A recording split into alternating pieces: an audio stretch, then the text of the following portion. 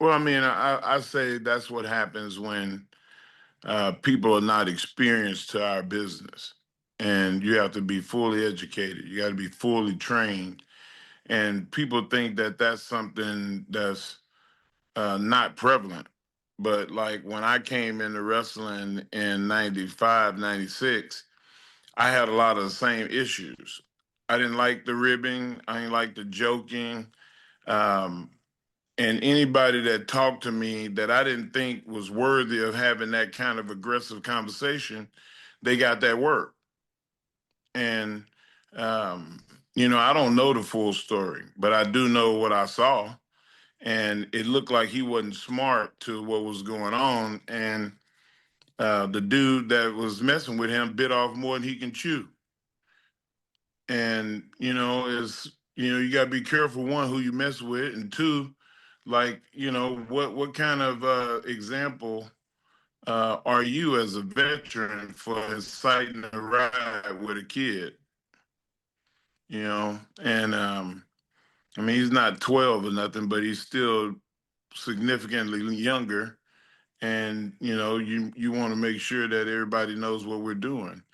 Now that there's shows out there, um, like Unreal, where people see how educated and well taught and experienced you have to be at the highest levels of pro wrestling. Um, you see why it's important to have that training like they do at NXT, because you don't ever want a situation where somebody brand new out the box is put in that kind of situation. How hard is it coming in, as an outsider, so to say, that doesn't have experience to come in there and expect to know, to properly know what was going on then? It's very hard to not know what your role is. And the best of it is there was no developmental system when I came in, so I was a lot like him.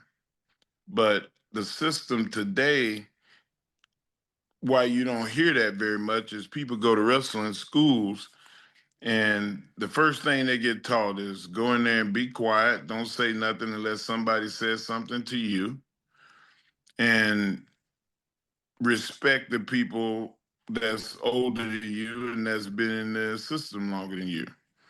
And whether or not he got that conversation from somebody, I don't know. But also the hazing days, the corny bullshit days are over with. Every one of these journeyman guys that get drunk before the show and sit around and talk crap to all the younger kids and tell them how the old days were, that's over with. Because the guys that's coming in are former MMA guys or college students like my son, um, people that's in entertainment and have other walks of life. And you can't act like, corny bullshit to these guys and girls. How bad a look is this for the sport? Just everybody seeing this, and I believe the school is a WWE ID It's program. it's not a bad look. It's not that's not the ID program, first of all. The ID program is so well polished and so well tempered that you would never have that problem in their system. Secondly, it's not a bad look for pro wrestling.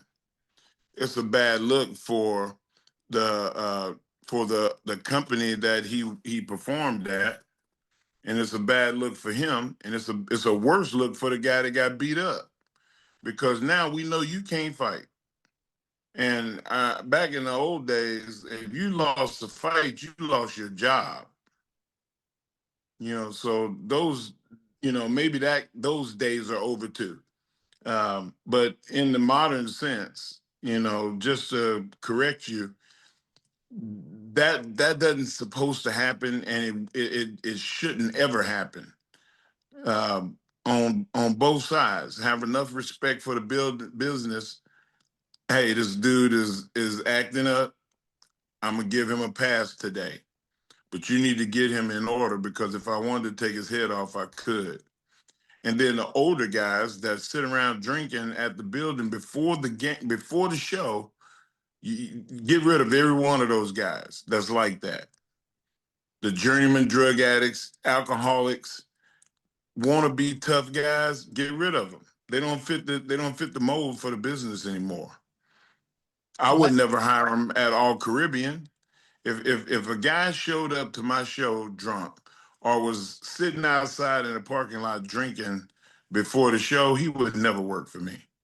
in your mind, the incident that happened backstage that set this up is Syko Stu more to blame for this even happening once they got in the ring? If indeed what I saw was what I saw, which is people before the show, during the daytime, drinking and intoxicated or partially intoxicated, regardless, and you're bust a bottle over a guy's head, and talk trash like that guy was not going to do nothing, yeah, you're at fault. Because if he'd have put his hands on me, it would have happened in the parking lot right there for the craft. And like I said, if you go to Orlando to NXT, where it's the most polished system in the world for athletes that people recognize the athletes that go to the performance center, they're told right off the bat, hey, we zero tolerance.